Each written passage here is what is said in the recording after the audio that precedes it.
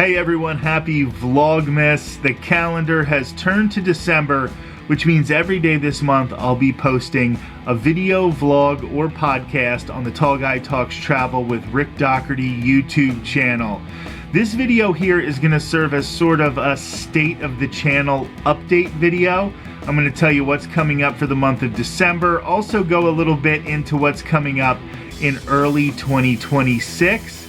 To sort of add a little bit of flavor to the video, I'm going to share two of my favorite jokes. I did not write these jokes. They're jokes I picked up along the way. I don't know who wrote them, but I'm going to share them with you as a way to add a little levity to this conversation. What is Vlogmas? I've been doing it for a couple years now, where I will post some piece of content every day in December. You can see videos from the theme parks. I still have a lot of content from Walt Disney World and Universal Orlando Resort because it is the holiday season. I have some holiday related content from the theme parks, also from the Walt Disney World Resort hotels, so you'll get to check out some of that. I have other travel destinations in vlog form, and I have video versions of conversations that aired earlier this year on the Tall Guy Talks Travel with Rick Doherty podcast. Maybe you missed that episode and you can check out a video version in the month of December. Of course, every Thursday, a brand new episode of the podcast will air. That's just something we've been doing for almost 5 years now. The reason that we engage in Vlogmas is to try to bump up that subscriber count. We have been kind of plateauing when it comes to our subscriber count for over a year now, well over a year. We've been stuck at about the same number. So I would really love for this December for us to take a jump to the next level and just add some significant numbers to our subscriber count. If you are subscribed, thank you so much. Do me a favor and share some of your favorite videos and podcasts with other Disney fans, other travel fans. Hopefully they will subscribe as well, and that will help us. If you're not subscribed, of course, click that subscribe button. We need the word of mouth. We need to jump up in the algorithm. If you're subscribed, go check out old videos that you haven't checked out yet. Click the like button on the videos. Drop positive comments. All of that stuff really, really helps. I've had some conversations lately about different ways to continue to grow the podcast into our 5th year. And one of the things that I've sort of realized about myself is that I have a hard time asking for favors. And when you have a YouTube channel, you have to just look people in the eyes and say, I really, really need you to subscribe. It's really, really important, and it really, really helps. I put in a ton of work on this podcast and this YouTube channel. Sarah Says, my co-host, she is always trying to come up with great ideas, working hard to do research. My other co-host, Maz.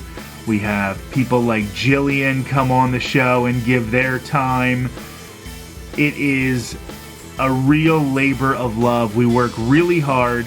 We have raised money for charity, but we have not made a dime for ourselves. We have all spent some money in some form or fashion so that we can continue to produce this content, but we have not made a dime, any of us.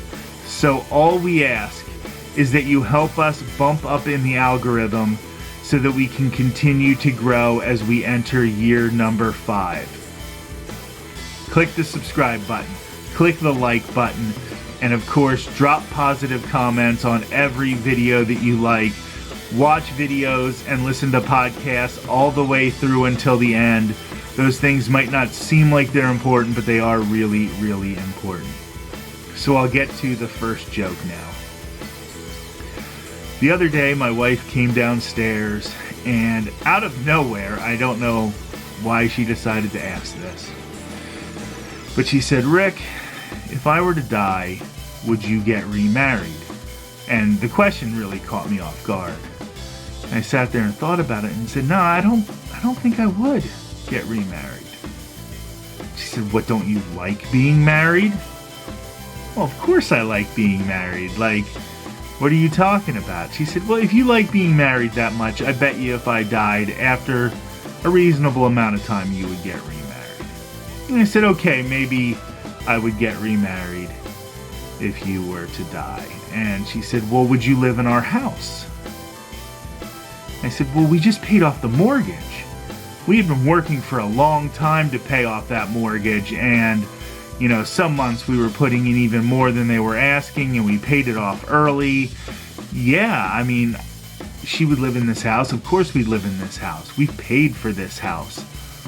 And she said, well, what about my car? Would you let her drive my car? Well, just like the house. I mean, we just paid off that car, and it's a really, really reliable car. You only drive it to work. So yeah, I would probably let her drive your car. She said, well, would the two of you sleep in our bed? I thought about it for a minute, and I said, you know, I used to have so many problems sleeping. I would hurt my back. I'd wake up with like a stiff neck. Sometimes even you complained that I was snoring, but then we finally got this bed that we have now, and I'm really comfortable.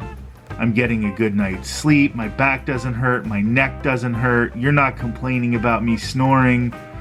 I can't see getting another bed. Yeah, we would probably sleep in the same bed. And she said, well, would you do the same fun things that you do with me? Would we go out to the movies? Would we play catch in the park? And I said, well, you know, those are things that made me fall in love with you. So I would imagine that I would have to have some things in common if I was going to get married to another woman. So yeah, we would probably go see movies. We would probably play catch in the park. She said, well, would you let her use my baseball glove when you were playing catch? And I looked her right in the eyes and I said, sweetheart, of course not. She's left-handed. Okay, so the rest of December, we've talked about what we have coming up on the channel. Going into 2026, because I am no longer in Florida and I'm no longer going to the theme parks each and every week, I'm going to have to adapt a little bit, and 2026 is the 250th anniversary of the United States. I was a history major in college. History is a huge passion of mine, and now that I am living in the Northeast, I have access to some of the best U.S. history locations that you could think of, with New York City, Philadelphia, Washington, D.C., Baltimore. All of these places are just a short drive from my house. So I'm going to be highlighting some history travel locations in 2026. Now, this isn't just going to be, you know, U.S. history. I'll do some other stuff. You know, I love going to baseball stadiums and covering that. I will find my way into theme parks, whether they're theme parks up here like Hershey Park in Pennsylvania, or if we make our way back down to Walt Disney World at some point, which is very, very possible. But I will be posting a lot of that different kind of content in early 2026. I'm also going to try to focus a little bit more on healthy lifestyle stuff. I have been working really hard on getting my knees fixed, and I've been going to the doctor. My knees had really hit an awful spot. I've had arthritis in my knees since I was like 14 or 15, but lately they had gotten really, really bad, but I have been working on that. So in 2026, I'm going to make a concerted effort to do things like go hiking more, go on nature walks, and you're going to get some of that content as well. It's not necessarily going to be like exercise content, but it's just going to be getting out, enjoying nature, finding some trails that might have some history on them.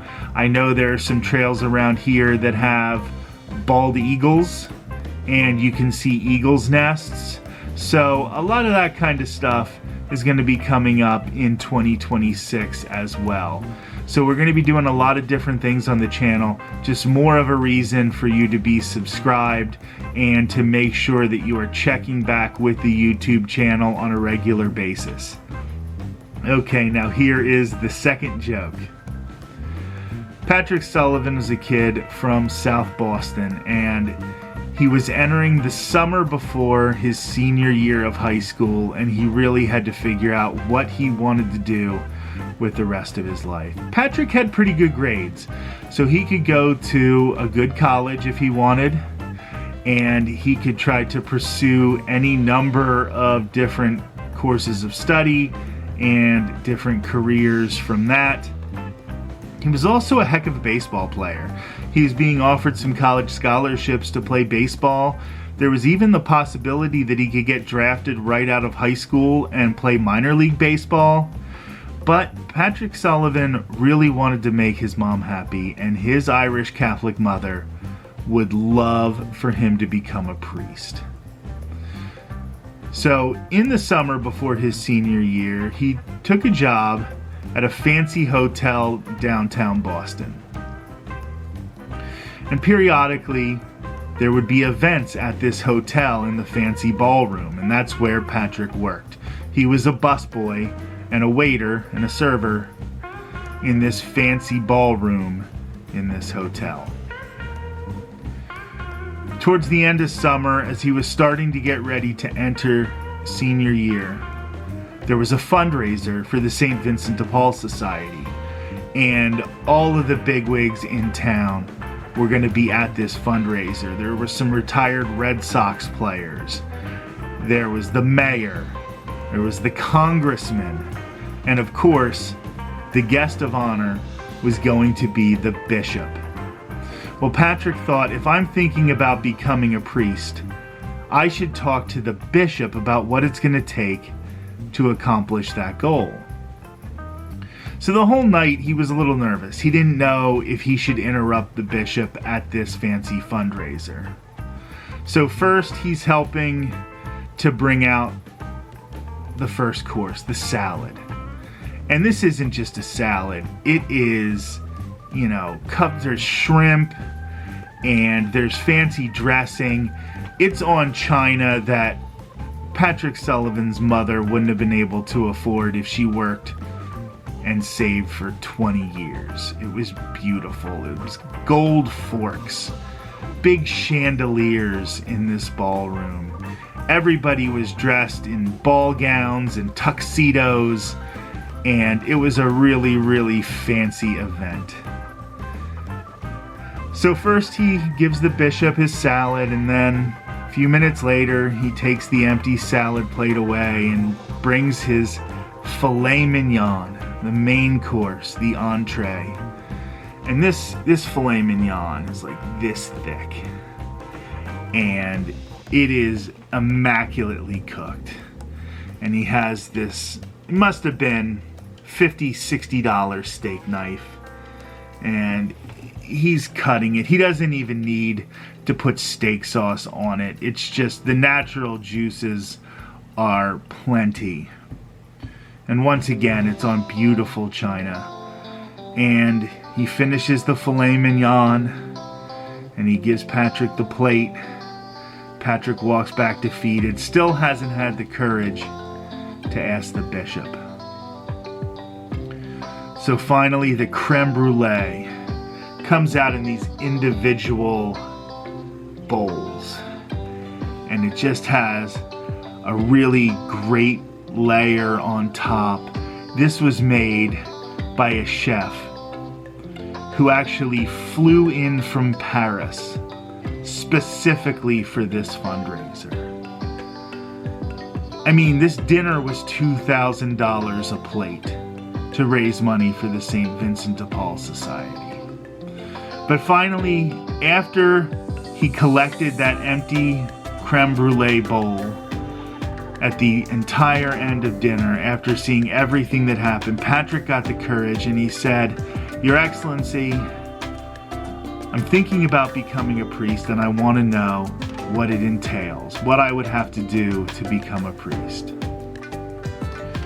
And the bishop gets a big smile on his face, and he says, "Oh, my son, we need more young people like you to join the priesthood.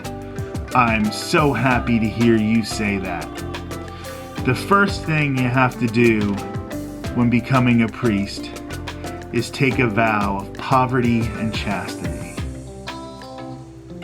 So Patrick looks down at this empty bowl that had this fancy creme brulee where they flew in a chef from Paris to make it. And he looks at the fancy china, and he looks at the gold utensils, and he looks up at the chandelier, the women in fancy ball gowns and the men in their tuxedos. And he says, "Your Excellency, if this is poverty, I can't wait to see chastity." Thanks so much, everyone. Do me a favor, like, comment, and subscribe. Enjoy the month of Vlogmas. I hope you have a very, very happy holiday. I'll talk to you soon.